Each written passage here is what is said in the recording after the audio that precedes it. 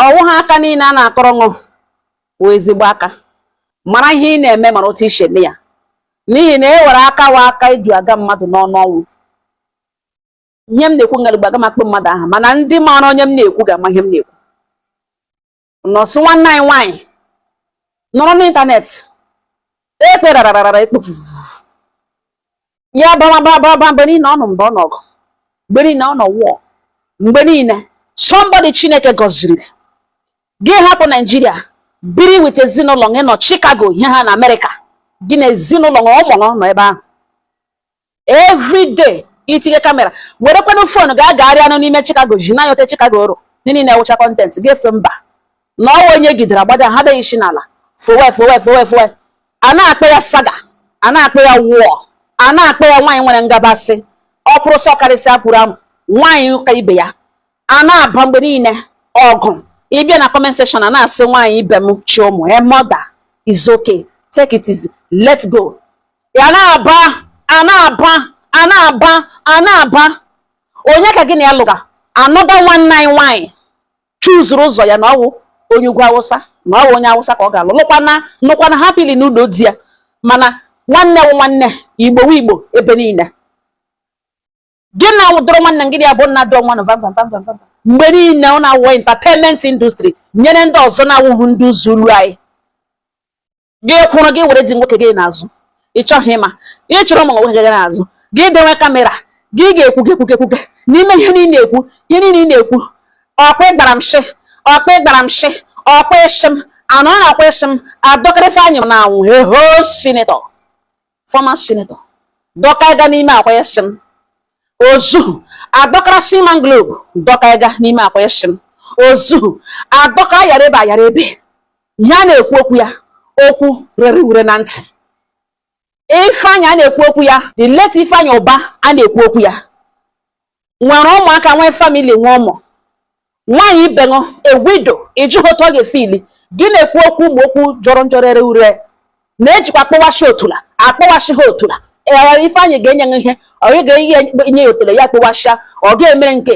a na-ekwu a mother a wife gị na-akwa akụkọ a n'isi this man nwere ụmụ nwee nwaanyị ọ hapụrụ nwa ezinụlọ ọ hapụrụ ịsadịghị chọghị mọta ha ga-efili gị na-aga n'ihu na-eti onye na-akpa ha wee Ifeanyị aha Igbo nwanne anyị gị na nwa nkwugekwuge nwe onye Igbo a na-akụrụ ha aka lowa nwe ihe na-emenụ nwaanyị pụrụ amụ nwaanyị ngabasị oke nwaanyị gị hapụga ihe ha na Amerịka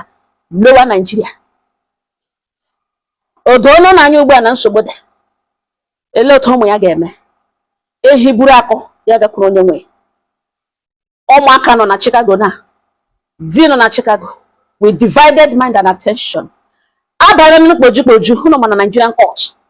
etige court on the 6th of June 6th of June wụ public holiday ọwa abịa court dadi asaha mba eghara nwa mother nwa ụmụaka na idiri ya were ihe gị nọ ha n'ime nga iwe hapụ nne hapụ ụmụ hapụ ọgịnị wụ destin ọgịnị onye medụrụ anyị ọgịnị onye medụrụ ndị Zulu anyị onye mere anyị ọgụ shiri ike niile ọgụ niile na-elele ya wụrụ ọgụ onye Zulu anyị nwanne na-agba nwanne Miriam onye Igbo anyị nwanne anyị nwaanyị gị na nwanne anyị nwaanyị mmadụ abụọ na-esokwu isi oke ọ dị mma ka ha n'onwe ya ọwere normative for mmadụ abụọ esokwu mana gị sewe mmadụ asị ngwozuole hapụ gị onye ngwozuole ọ bụ ofu onye ga-edenwerịrị ike elecha elu asụ gawa mana mmadụ pụtara ya sị mba na ama agwakpọ ha obi gị elege nwanne gị nwaanyị na ọ lụrụ onye na mmiri ara ehi na ụmụ ya ṅụga mmiri ara ehi na-echewe otula ihe ebe Ifeanyị Ụba na-akpọhochi otula onye akwa ịgbara m shi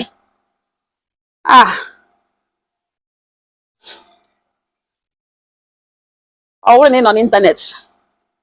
ị naghị eṅomiri onweghị ị ga-elecha ya wụrụ ihe nlele wụrụ example wụrụ lesson naanị gị ma ihe bọọlụ gara data n'ịntanetị fọ ịwụrụ mother enwere limit to what you can do o nwere ihe ị na-ekwesịghị ime gị chi ime ihe echeta na iwe mother iji nwa gị sụrụ gị cheta na ị nọ n'okpuru nwoke na enwere nwoke ịzaga aha ya gị sụrụ ihe niile awụchaghị ngaja mana onye na-akụrụ gị aka gị na nwanne gị ekweghị gị ọgwụgwe ngam somebody anọrọ n'akụkụ na-asị yes para ya n'ụkwụ kọọ ya n'ala gị lelite anya lee onye ahụ wụrụ onye maara ihe gị hapụ nwanne m kama ị ga-aga fọda na ịpara ya n'ụkwụ gị gụrụ ya agụrụ so ngwa ozuole ngwa ndo ka iwe na-emegbu onye ahụ chọrọ ka ịkpọ nwanne gị isi n'ala. Mana ụfọdụ ndị mmadụ anaghị eche otu a. Ụwa wụ otu their life is too short. Ọ na-ahụ nanụ nwanne nwa ya banyana na kpoju Nigerian court na judgment rọ na nha fe mara ihe na-eme na achọta mmanwụ ọ naanị na kọntrị ka mmanwụ na-abịa agba aka ebe mmanwụ somebody ga-eguzoro na court of law kpuchichichi ihu ya si na ya na-ebi ya witness ọwụ ihe mother hapụrụ ụmụ ya na Chicago ọhịa bịara na Nigeria na-abịa ịrụ kpoju ọ mmadụ kpachara anya tige June 6 a na-awụ public holiday akwụ nwa ụmụ ya nọrọ n'ugbo asọfa ya keke na-afụ m ụfụ achọghị m ime otu adọtụ shi esusu ka mgbe ụmụaka bidoro sọfawa mgbe o mere ụmụaka affect ọ mgbe ọ na-afụ m zzzz hapụga family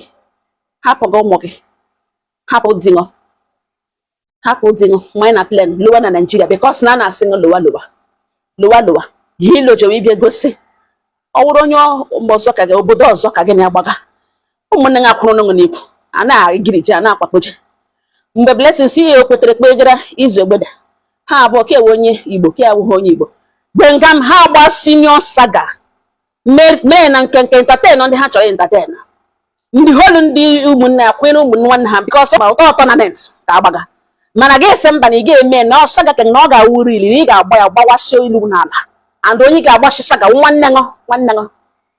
gị na nwa gbaga onye nwanne anyị nwaanyị onye gbasịga saga nwanne anyị nwaanyị ka ị gwagwara gwa a na-akọrọ nha akọkwụrụ ọkwụ ọsọ karịsịa nwaanyị pụrụ amụ nwaanyị ngabasị gị nọ na front line ọ na-ahụ na n'otu ụwa na-adị onye a gwara nọrọ ọwụ ha aka niile ụzọ ihe abụọ kpọpụtara m ebe a na ụnụ anụchabekwele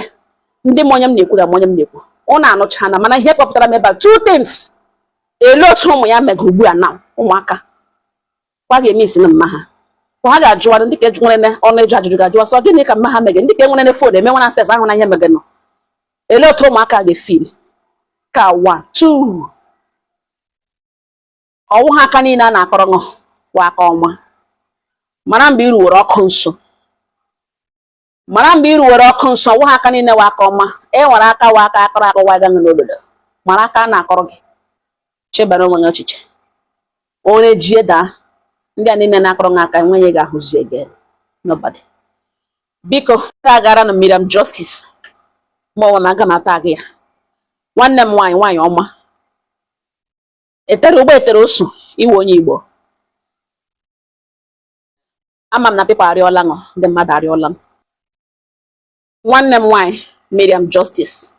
Madam Miriam Justice nwaanyị ọma chapụrụ achapụ nwa ọma ndị Igbo ji eme ọnụ nwaanyị ọma ama m na ndị mmadụ arịọla ṅụ pepa arịọla ṅụ yes pepa akpọọla ṅụ kọl mana ọ dị m ka ibi ebi na vidio niile ahụ nwanne anyị nwaanyị jiri kpasuo iwe derukene fon nga ala mee ka dị Igbo ọ nwanne nke ọwụ onye gburu nwanne ya nwe ihe ọma mere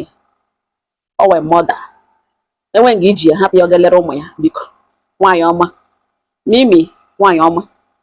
nwaanyị mara mma ama m na ndị mmadụ akpọọla m fon arịọla ṅụ gị tọọ ya mkpụrụ ọwụ ụmụ ya ka ị mere biko rịọ dị ṅụ onye na-alụ awụ onye Igbo mana ịrịọ ya si ya hapụ ka ọ ga-ekwe mana ị na-egosi iwe mgbe niile na-ebere ya kwa nwa nwoke ga-adị kọmfọtebụl na ahụ anya mmiri nwunye mgbe niile ọ ga-ala ike imepe ihere biko rịọ dị ṅụ biko arịrịọ ka m na-arịọ m hapụga ya nga iji ya ihe ọ ga-enwe nwewu phone call hapụ ya yọrọ mọda hapụga ya ka erekọdụ ọra ya na yes na ị nwere opportunity ịlawa this lady azụ mee ihe ọ na-echefu in a hurry but you let go because of her children hapụ ya ka ọ ga-elere ụmụ ya arịrịọ ka m na-arịọ m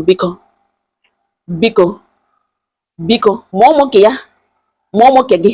ga-etokwa eto sometimes enwe onye ma ihe ibe ga-awụ enweghị onye ma ihe onye ga-awụ ọ na-awụ mgbe ụfọdụ ndị nne na nna lụkọcha ụmụaka abịa na future ha apịa ukwu ahụ ọnụ ụmụ nwa nwere ike eji ama ụmụ ya echi enwe onye ma ihe chi ga-eweta ịchị ụmụ ya onwe ya chịkwa na ụmụ because of ụmụ ya hapụ ya ịma otu ụmụaka shi adị fond of nne ha. Hapụ ya ka ọ ga-elere ụmụ ya. Hapụ ya, the world will understand that yes, iji obi nne so this matter. Gbaghara ya, hapụ ya ọpụta. Mee ka ọ lụrịọ di ṅụ. Hapụ gị ya ka ọ gaa lere ụmụ ya. Biko mere ya ụmụ ya. Anyị niile wụchakwa n'Igbo Igbo. A na-alụ otu a. Chetakwa na ụfọdụ ndị omi nwunye di ṅụ wụkwanụ ndị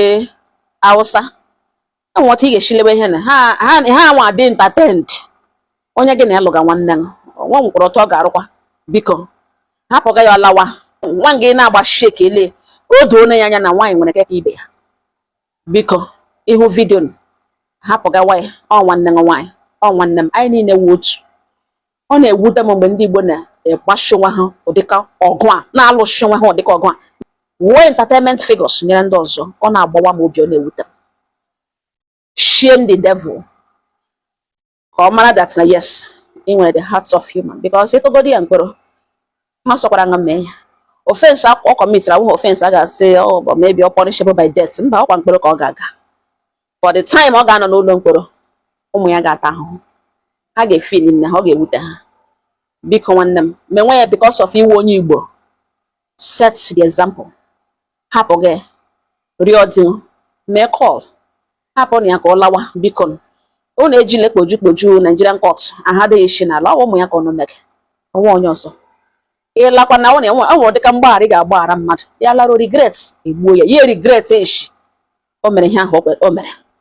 Biko nwanne m, ọhịa m si m abịarị ọnụ. Ọ bụrụ na ị nweta vidio Miriam nwanne m, nwaanyị ọma. Nwaanyị ọma chapụrụ achapụ. Adaugo hapụrụ nwanne m ọlawa. Biko ga lere ụmụ ya. Biko. Ọ nga ha nọ m n'ọnụ. Udo dịrị ọnụ.